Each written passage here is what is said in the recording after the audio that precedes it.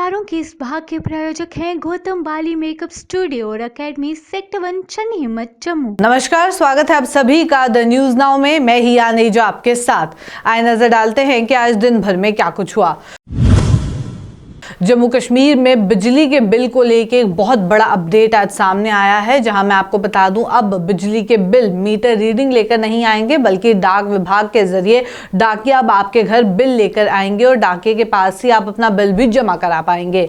यही नहीं, बिल पर QR कोड भी होगा जिसे स्कैन करके आप बिल का भुगतान भी कर पाएंगे। अगले महीने से ये सुविधा जम्मू शहर में शुरू होने जा रही है। अधिकारियों के मुताबिक कोई भी उपभोक्ता डाकिये को अगर बिल नहीं देना चाहता है तो वो QR कोड को स्कैन करके बिल का भुगतान भी कर सकता है। जम्मू कश्मीर में लगभग 22 से 25 लाख बिजली के कनेक्शन हैं। इसके बाद धीरे धीरे पूरे प्रदेश में इस सेवा को शुरू किया जाएगा। इसके लिए अगले 4 से 5 महीने भी लग सकते हैं। इस सुविधा से बिजली विभाग के 1400 से 1500 मुलाजिम भी बिजली बिल जो बांटने जाते थे वह मुक्त हो जाएंगे और इनका इस्तेमाल अब विभाग बिजली ढांचे की मरम्मत करवाने के लिए कर सकेगा। इससे बेहतर समझने के लिए देखिए इस पे खास रिपोर्ट। मौजूदा समय में बिजली बिलों के भुगतान जम्मू कश्मीर बैंक के माध्यम से होते हैं। लोगों को पास की शाखाओं में जाकर बिल जमा कराना पड़ता है, लेकिन अब उनके घर पर डाकिया बिल लेकर आएगा और उनके पास ही भुगतान का विकल्प भी रहने वाला है। अगर कोई डाकिये के पास बिल नहीं देना चाहता है तो उसके पास बिल पर दिए गए QR कोड का विकल्प भी रहेगा। वह कोड को स्कैन करके बिजली के बिल का भुगतान कर सकेगा।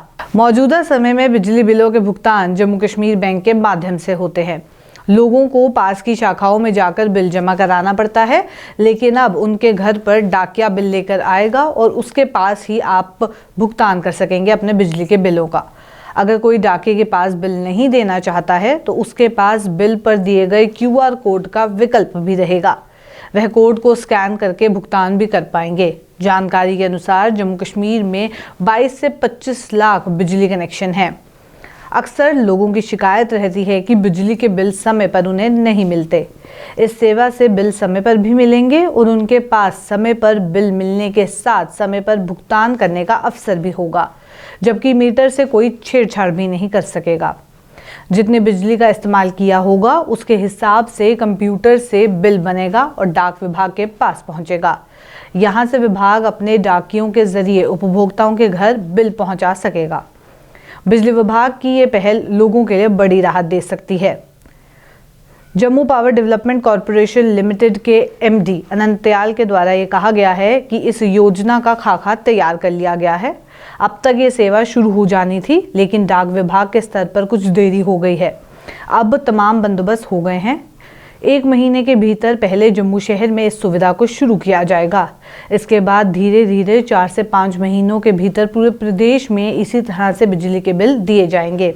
इससे बिजली विभाग के बिल बांटने वाले 1400 से 1500 मुलाजिम भी फ्री हो जाएंगे और इनका इस्तेमाल बिजली ढांचे की मरम्मत और मेंटेनेंस में किया जाएगा। जम्मू में मौसम साफ होने के बाद आज श्रद्धालुओं का 12वां जत्था भी बाबा बर्फानी के दर्शन के लिए रवाना हो गया है। यात्रा के लिए 7245 श्रद्धालुओं का जत्था पहलगाम व बालटाल के लिए रवाना हुआ। जम्मू से आज रवाना हुए जत्थे में 4880 पुरुष, 1936 महिलाएं, 424 साधु और 6 बच्चे शामिल थे, जो कि 226 वाहनों पर सवार होकर यात्रा पे गए। दक्षिण कश्मीर के शोपियां जिले में SOG कैंप से 150 मीटर दूर गगरान इलाके में वीरवार रात नकाबपोशी आतंकियों ने हमला कर 3 गैर कश्मीरी मजदूरों को गोली मारकर घायल कर दिया है। तीनों का इलाज इस समय चल रहा है। पूरी घाटी में अलर्ट भी जारी कर दिया है।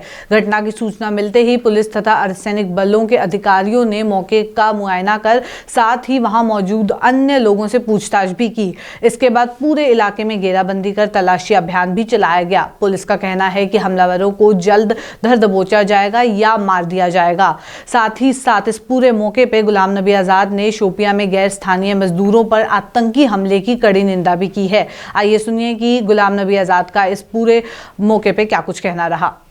मुझे बहुत ही दुख और अफसोस है कि जो माइग्रेंट वर्कर्स कई सालों से कश्मीर में आते हैं, बल्कि पूरी रियासत में आते हैं,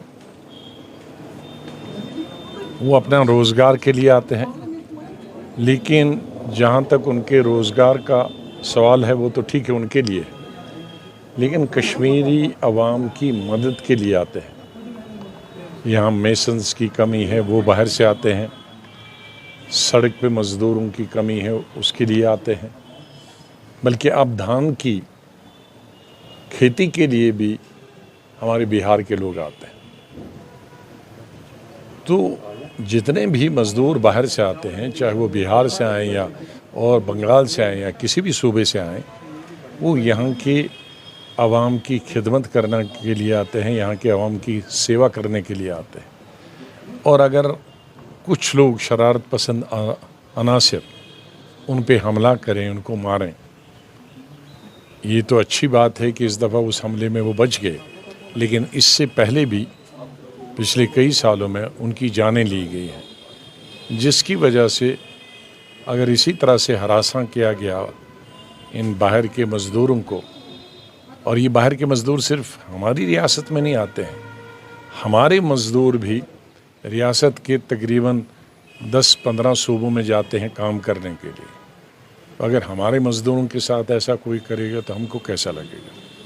इसलिए जो भी शर पसंद अनासर इस तरह की हरकतें करते हैं, और उसके अलावा कश्मीर के पूरी आवाम, ये सिर्फ सियासी लीडरों तक महदूद नहीं रहना चाहिए इस ऐसी हरकतों को कंडम करने के लिए।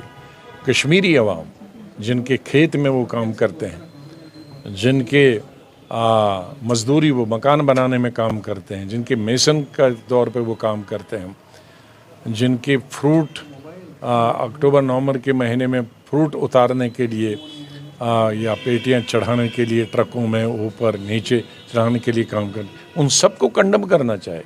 मुझे यकीन है कि अगर जम्मू कश्मीर के सारे अवाम कंडम करेंगे तो दोबारा कोई हरकत नहीं करेंगे।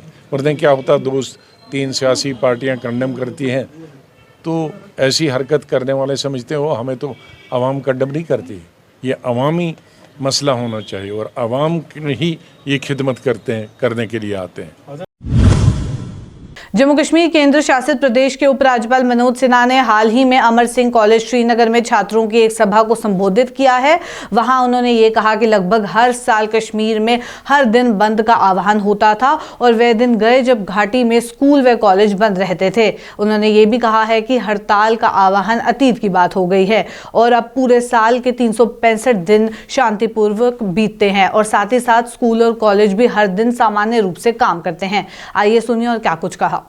ये सच है कि 2019 के पश्चात समता, न्याय, जवाबदेही, निष्पक्षता और पारदर्शिता स्थापित करके जम्मू कश्मीर को विकसित राज्यों की लीग में पहुंचाने का प्रयास तेज गति से किया जा रहा है। जम्मू कश्मीर कभी आतंकवादियों का हॉटस्पॉट था, आज वो टूरिज्म और तरक्की के हॉटस्पॉट के रूप में जाना जाता है।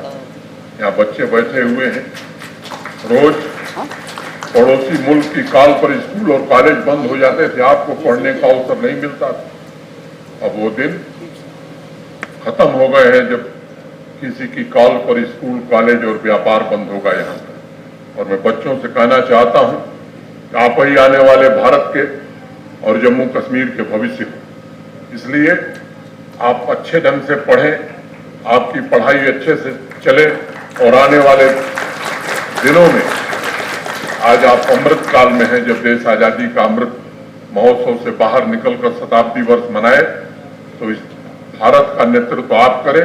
आपके नेतृत्व में भारत दुनिया की सबसे बड़ी अर्थव्यवस्था बने, इसके लिए आवश्यक है अमन, चैन और शांति। बिना शांति के, बिना अमन चैन के विकास के काम नहीं हो सकते। ये बात सबको अपने जहन में रखनी चाहिए। पिछले साल आपको मालूम है कि 1,88,00,000 टूरिस्ट जम्मू कश्मीर आए थे। मैं आपको एक बात कहना चाहता हूं, इस वर्ष ये संख्या 2 करोड़ से ज्यादा बढ़ने वाली।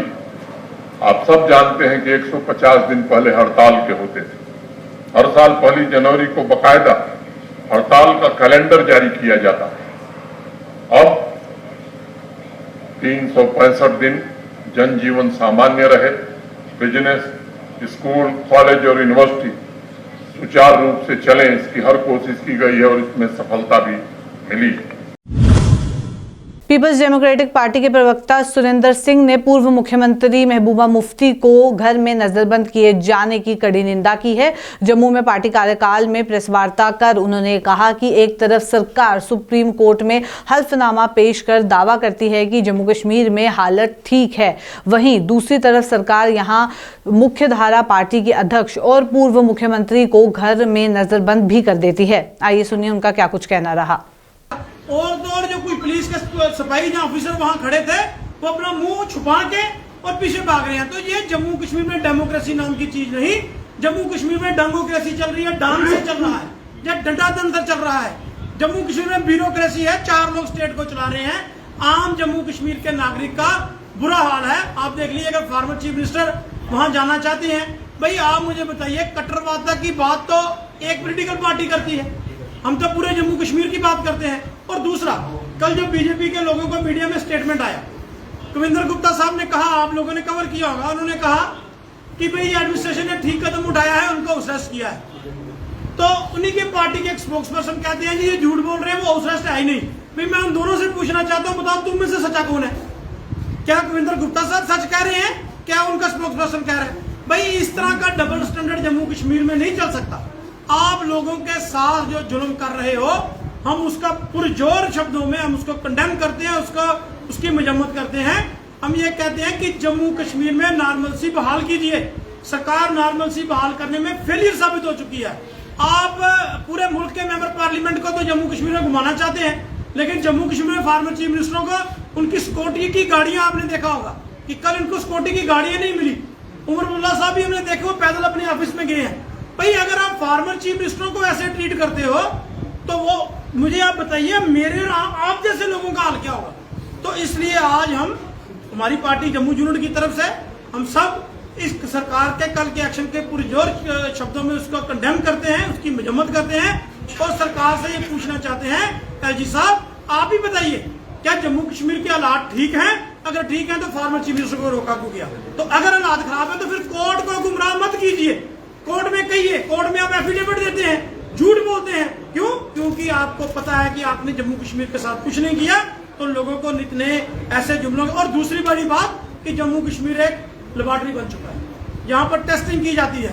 किसी ना किसी चीज को कोई ना कोई ऑर्डर यहाँ पे लाते हैं, उसको टेस्ट करते हैं, टेस्ट करने के बाद उसकी रिएक्शन पूरे देश में लेना चाहते हैं। सो आज हम सरकार से 2 सवाल पूछना चाहते हैं। क्या अगर जम्मू कश्मीर में नॉर्मलसी है तो फिर वो हाउस अरेस्ट क्यों?